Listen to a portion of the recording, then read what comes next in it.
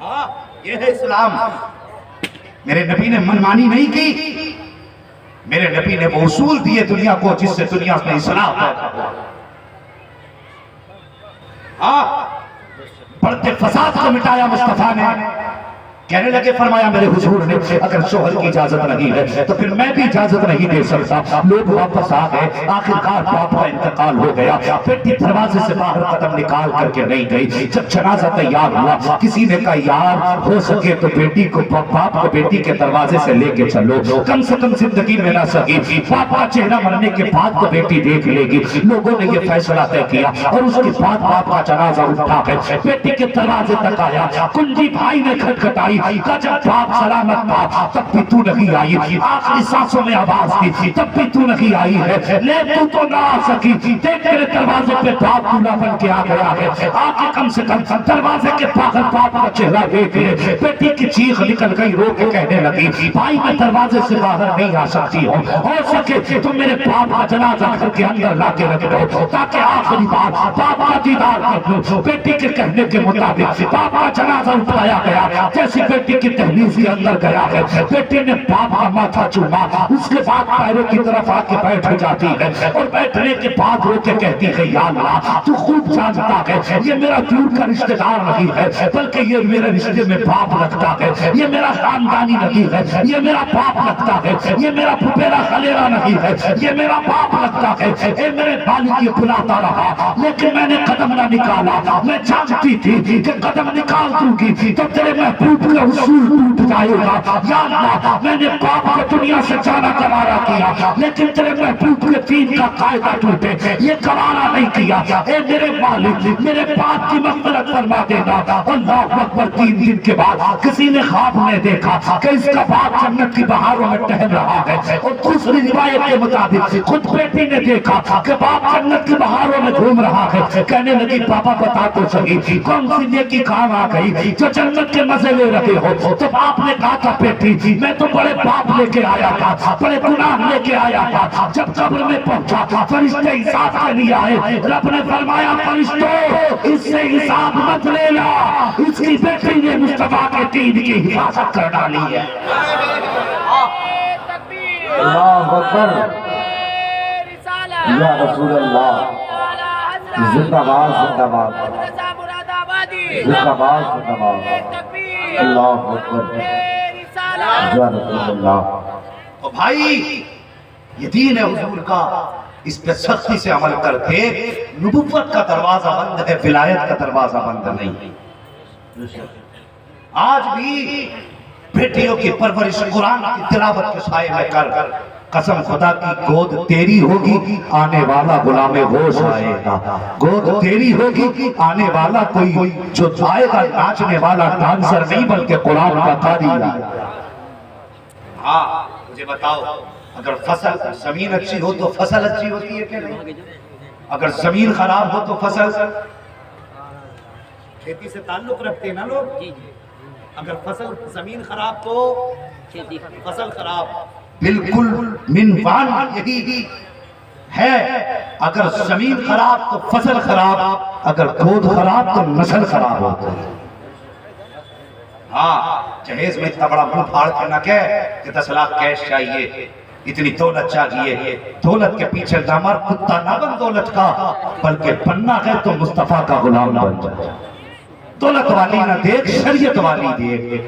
ہاں شریعت والی دیکھ.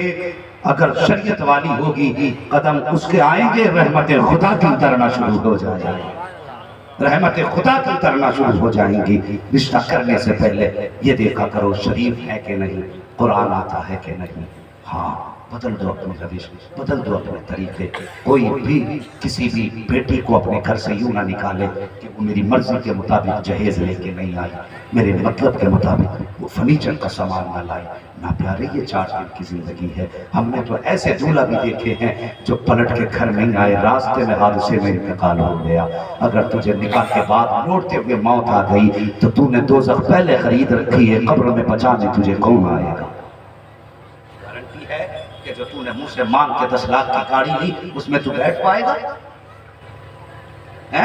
ابھی پیچھے کسی نے گاڑی لی تھی زبردستی سسرالیوں پہ دباؤ بنا کر کے انہوں نے زمین بیچ کے 4 ویلر دے دی اور دی بھی انہوں نے ایسی تھی کہ وہ اس میں جو گیس تھی نا ایک تو سی این جی ہوتی ہے دوسری کون سی ہوتی ہے ایل پی جی جو چولہے والی وہ والا سلنڈر لگا لیا اگلے دن کہیں جا رہا تھا گھومنے کے لیے لڑکا گاڑی کسی چیز سے ٹھکی سلنڈر پھٹا دولہا بھی ختم گاڑی بھی ختم کیا بچا بتائیے اگر کسی باپ کا کرتا تیرے جہیز مانگنے کی وجہ سے بک گیا تو بتا مصطفیٰ کو کون سا جواب دے گا جہیز کے لیے بیٹیوں کو اور باپوں کو نیچا دکھانے والوں مجھے صرف اتنا بتا دو بتاؤ اپنی 6 سال کی بیٹی کو کتنے لاکھ میں بیچ سکتے ہو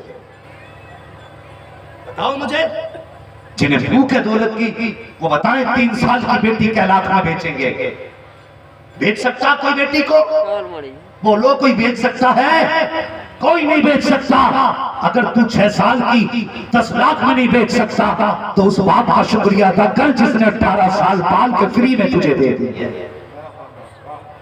شرم نہیں آئی اس نے 18 سال کی کمائی تیری گود میں ڈال دی اور پھر بھی تیرا پیٹ نہیں بھرا اگر کوئی بیٹی تمہاری وجہ سے مر گئی نا تو تیجا نہیں بخشوا سکتا 40واں نہیں بخشوا سکتا بخشش تبھی ہوگی جس پہ تم نے ظلم کیا گیا اگر وہ معاف کر دے گا تبھی خدا معاف کرے گا یہ بھی ذہن میں بات ہے اے ایمان والو اسلام میں پورے داخل ہو جاؤ لازم ہے ضروری ہے ہم اپنے گھروں کے اندر پردے کو لازم کریں گے انشاءاللہ بولو انشاءاللہ اگر کوئی باپ یہ چاہتا ہے کل اس کا منہ بیٹی کالا کر کے نہ جائے تو بیٹیوں کو کنیز فاطمہ بنا دو میں اس چیز کے سخت خلاف ہوں جو بیٹیاں روڈوں پہ نکل کے نقاب کے لیے احتجاج کر رہی ہیں مجھے یہ پسند نہیں میں تو کہتا ہوں احتجاج کی سب سے بہتر صورت یہ ہے کہ جس بیٹی نے آج تک نقاب نہ پہنا ہو وہ بھی آج سے نقاب پہننا شروع کر دے تاکہ دنیا کو پتہ چل جائے کہ اسلام کی فطرت میں قدرت میں لچکتی ہے جتنا دباؤ کے اتنا ہی حرام ہوگا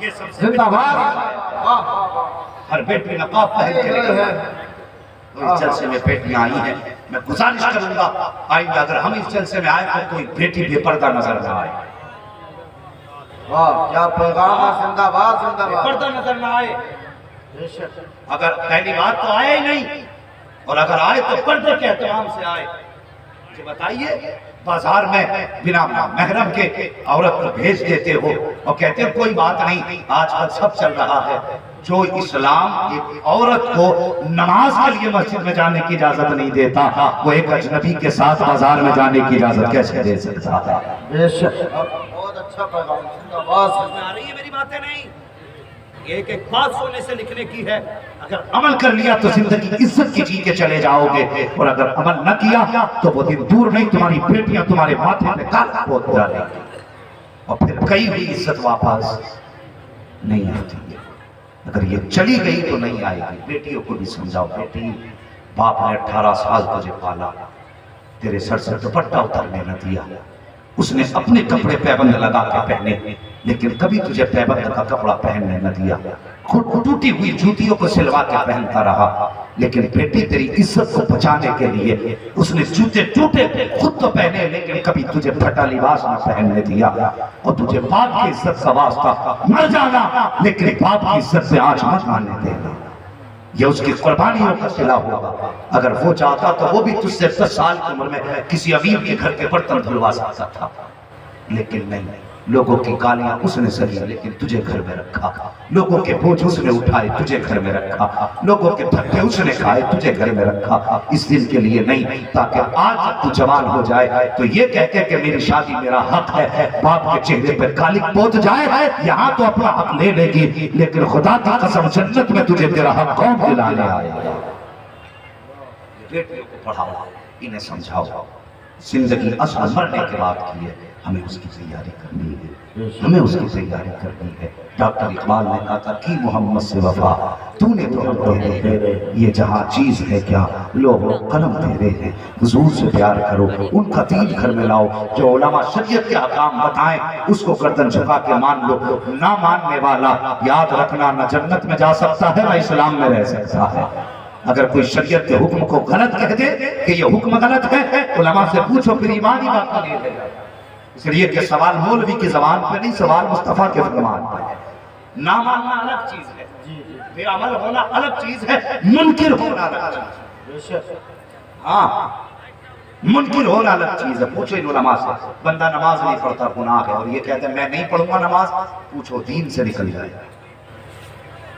اس لیے ایمان کی حفاظت کرو، موت کا کچھ پتہ نہیں کہاں آ جائے۔ وہ کہا تھا کسی نے اجالے اپنی یادوں کے ہمارے ساتھ رکھنے دو، نہ جانے کس گلی میں زندگی کی شام ہو جائے۔ مصطفیٰ کا عشق اپنے دل میں رکھو، اگر موت بھی آئے گی بے بسی کی موت نہیں مرو گے، خدا کی قسم قبر میں تو حضور آئیں گے۔ اگر عشق لے کے حضور کا مرے نا، آنکھ بند بعد میں ہوگی، مدینے والا سامنے پہلے آ جائے گا، پہلے آ جائے گا۔ ضروری ہے آپ کے دین کو اپنائیں اور حضور کے دی ہوئی شریعت کو پابندی سے مضبوطی سے تھام لیں۔ اگر عزتیں چاہتے ہیں، وقار چاہتے ہیں، اپنی بربادی کا دوسرے کو ذمہ دار نہ ٹھہراؤ، اپنی بربادیوں کے بارے میں خود غور کرو، ہم نے کہیں نہ کہیں خطا کی ہے، ہم نے کوئی نہ کوئی چوک ہوئی ہے ہم سے، جس کا آج ہمیں یہ بھگتان کرنا پڑ رہا ہے۔ بس فرمایا گیا اے ایمان والو، اسلام میں پورے پورے داخل ہو جاؤ، جو ہوئے اغلاط کو معاف فرمائے رب کائنات۔ زندگی میں دیا ساتھ تو پھر ہوگی ملاقات، چمن رہا پھول کھلیں گے، زندگی رہی پھر ملیں گے، مسافر ہیں ہم بھی، مسافر ہو تم بھی، کسی موڑ پر پھر ملاقات ہوگی۔ فقیران آئے صدا کر چلے، صدا خوش رہو، یہ دعا